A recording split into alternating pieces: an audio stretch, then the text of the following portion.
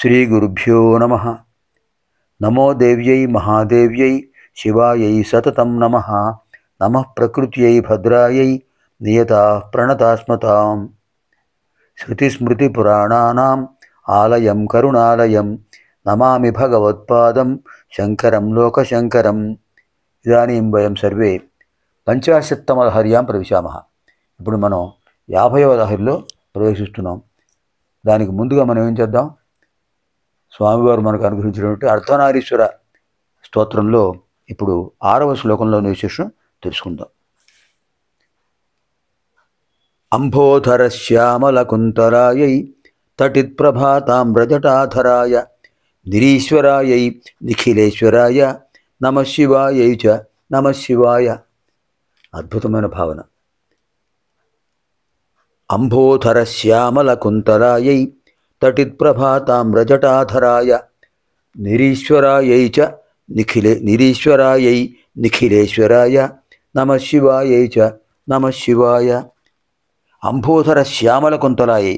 కుంతలములంటే కేశపాశం, జుట్టు. అమ్మవారి యొక్క జుట్టు ఎలా ఉందంటే అంబోధర శ్యామ. అంబోధర, అంబహ అంటే నీరు, ధర అంటే ధరించేది, నీటిని ధరించేది ఏమిటి? అంబోధర అంటే మేఘం. మేఘం, వర్షాకాలం మేఘం నల్లగా ఉంటుంది. అలా నల్లగా ఉన్నటువంటి కేశములు, కేశరాజములు, కేశ సౌందర్యం కలిగిన వారు అమ్మవారు. అంబోధర శ్యామల కుంతలాయై. అమ్మవారి యొక్క జడలు, కుంతల అంటే జడలు, కేశపాశాలు, అవి నల్లటి మేఘంలో వర్ణంలో అద్భుతంగా కనిపిస్తున్నాయి. తటిత్ప్రభాతామ్రజటాధరాయ. ఇంకా స్వామివారి కేశములు ఎలా ఉన్నాయి, జటాజోట ఎలా ఉందంటే తటిత్ప్రభాతామ్ర జటాధరాయ. తటిత్ అంటే మెరుపుతీగ. మెరుపుతీగ ఎలా ఉంటుంది? బంగారు వర్ణంలో ఉంటుంది, అద్భుతంగా ఉంటుంది. తటిత్ ప్రభా. తటిత్ అంటే మెరుపు, విద్యుల్లత. దాని యొక్క ప్రభా, కాంతి లాంటి తామ్రజట, లేత ఎరుపు రంగులో ఉన్నటువంటి తామ్ర అంటే ఎరుపు, అంటే పూర్తిగా ఎరుపు కాదు, లేత ఎరుపు. రాగి, తామ్రం అంటే రాగి. రాగి లోహం బాగా, రాగి పాత్రను బాగా తోమితే ఎలా వస్తుంది? పూర్తిగా ఎరుపు కాదు, లేత ఎరుపు రంగు వస్తుంది. అది తామ్రవర్ణం అంటారు. అలా తామ్రవర్ణంతో ఉందట స్వామివారి జటలు, జటాజూటం. అలాంటి జటాజూటాలు ధరించాడు ఆయన. తటిత్ప్రభా తామ్ర జటాధరాయ, జడలు ధరించాడు. నిరీశ్వరాయై. సంస్కృతంలో జట అంటారు, తెలుగు జడ అంటారు. నిరీశ్వరాయై నిఖిలేశ్వరాయ. అమ్మవారు నిరీశ్వర అంటే, ఈశ్వర అంటే ఆధిపత్యం, నిరీశ్వర అంటే ఆమెకు మించిన ఆధిపత్యం ఎవరికి లేదు. అందరిపై ఆధిపత్యం కలిగిన వారు కనుక నిరీశ్వర. ఈశ్వర అంటే ఆధిపత్యం. అమ్మవారిని మించిన ఆధిపత్యం ఎవరికి ఉంది?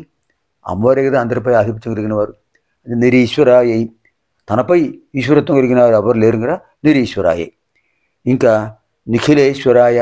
మొత్తం సమస్త జగత్తులకు చతుర్దశ భువనాలు, భూలోక, భువర్లోక, స్వర్లోక, మహర్లోక, జనలోక, తపోలోక, సత్యలోకాలు, ఊర్ధ్వలోకాలు 7. అతల, వితల, సుతల, తలాతల, రసాతల, మహాతల, పాతాళాలు, అధోలోకాలు. మొత్తం చతుర్దశ భువనాలు. చతుర్దశ భువనాలకు అధిపతి ఆయనే, నిఖిలేశ్వరాయ. అలాంటి నమశివాయై చ నమశివాయ. అంబోధర శ్యామల కుంతలాయై తటిత్ప్రభాతామ్రజటాధరాయ నిరీశ్వరాయై నిఖిలేశ్వరాయ నమశివాయై చ నమశివాయ. ఇప్పుడు మనం పంచాశత్తమ లహరిలో ప్రవేశిస్తున్నాం. పంచాశత్తమ లహరి, 50వ లహరి. ఇందులో జగన్మాత యొక్క పాలనేత్ర అరుణిమ. పాలనేత్ర అరుణిమ, పాలనేత్రం, అగ్నినేత్రం, జ్వాలానేత్రం ఎలా ఉంది? కవీనాం సందర్భస్తపకమకరందైకభరితం కటాక్షవ్యాక్షేపభ్రమర కలభౌ కర్ణయుగళం అముంచంతౌ దృష్ట్వా తవ నవరసాస్వాద తరళౌ అసూయా సంసర్గాత్ అలిక నయనం కించిదరుణం. కవీనాం సందర్భస్తవకమకరందైకభరితం కటాక్షవ్యాక్షేపభ్రమర కలభౌ కర్ణయుగళం అముంచంతౌ దృష్ట్వా తవ నవరసాస్వాద తరళౌ అసూయా సంసర్గాత్ అళిక నయనం కించిదరుణం. హే దేవి జగన్మాత, కవీనాం, కవీంద్రుల యొక్క సందర్భస్తపక మకరందైక రసికం, కావ్య రచనాడిని పుష్పగుచ్చంలో ఉండే మకరందం ఎంత అద్భుతంగా ఉంటుంది అంటే కావ్యామృత రసాస్వాదనం అన్నమాట. అటువంటి తవ నీ యొక్క కర్ణయుగళం, కర్ణయుగళం రెండు చెవులు కూడా, చెవుల జతను కటాక్ష వ్యాక్షేప భ్రమర కలభౌ, కటాక్ష వ్యాక్షేప భ్రమర కలభౌ, క్రీగంటి చూపులు అనే నెపములతో కంటి చివరి నుంచి అమ్మవారు చూసే చూపు క్రీగంటి చూపు, ఓర చూపు. అలాంటి క్రీగంటి చూపులను నెపముల రెండు గండు తుమ్మెదలు అలాంటివి కనిపిస్తుంది. అంత నల్లగా ఉంది అమ్మవారి యొక్క చూపు. నవరసాస్వాద తరళవు, నవరస ఆస్వాద తరళవు, నవరసములు శృంగార వీర కరుణ హాస్యాద్భుత బీభత్సాద్భుత శాంతాశ్చ రసానవ ప్రకీర్తితా. శృంగార వీర కరుణ రౌద్ర వీర భయానకా బీభత్సాద్భుత శాంతాశ్చ రసానవ ప్రకీర్తితా. నవరస భావనలు కవులు వర్ణిస్తుంటారు. ఆ నవరస భావనలు నీ క్రీగంటి చూపులో కనిపిస్తుందమ్మా. వాటి యందు నవరసాస్వాదన యందు అత్యంత ఆసక్తములై అముంచంతి విడిచిపెట్టలేక ఈ కంటి చివరి భాగాలు ఈ కర్ణకొండలాల్ని ప్రసరింపజేస్తున్నాయి. ఈ యొక్క క్రీగంటి చూపులు అమ్మవారి యొక్క తాటంకములు అంటే కర్ణాభరణముల యొక్క కాంతి అద్భుతంగా కలిసిపోయినట్టు అనిపిస్తుంది. అలా ఉంది. ఇంకా ఈ రెండు నేత్రాలు అలా ఉంటే ఏమైంది, ఇప్పుడు మూడవ నేత్రం అలా ఉంది. వాటిని చూసిన తర్వాత ఈ రెండు నేత్రాలు చూసిన తర్వాత తృతీయం అలికనయనం నొసటగా ఉన్నటువంటి అగ్ని జ్వాలానేత్రం ఎలా ఉందంటే అసూయా సంసర్గాత్. ఈ రెండు నేత్రాలు ఈ సౌందర్యంతో పోటీపడుతున్నాయి, నా సంగతి ఏమిటి, నేను దేంతో పోటీపడాలి అని అసూయా సంసర్గాత్ ఈర్ష్య కలిగి ఆ ఈర్ష్యతో కించిత్ అరుణం కొంచెం కోపంతో ఎరుపు రంగు పొందినట్టుగా ఉంది. కోపం వచ్చిన కళ్ళు ఎరపడతాయి కదా. ఈ రెండు నేత్రాలు అద్భుతమైన సౌందర్యంతో క్రీగంటి చూపులతో ఈ కర్ణాభరణాలతో పోటీపడి ఆ కాంతులను అధిగమింపజేస్తున్నాయి, కాంతులను ఇనుముడింపజేస్తున్నాయి. ఈ క్రీగంటి చూపు అలా రెండు అద్భుతంగా ప్రకాశిస్తున్నాయి. ఇప్పుడు నా పరిస్థితి ఏమిటి, నేను ఎవరితో పోటీ పడాలి అని కోపం వచ్చింటే, ఈ రెండు నేత్రాల మీద అసూయ కలిగింటే ఈర్ష్య, ఆ ఈర్ష్యా సంబంధం వల్ల అసూయా సంసర్గాత్ దానివల్ల కించిత్ అరుణం కొంచెం ఎరుపు వర్ణం కనిపిస్తుంది.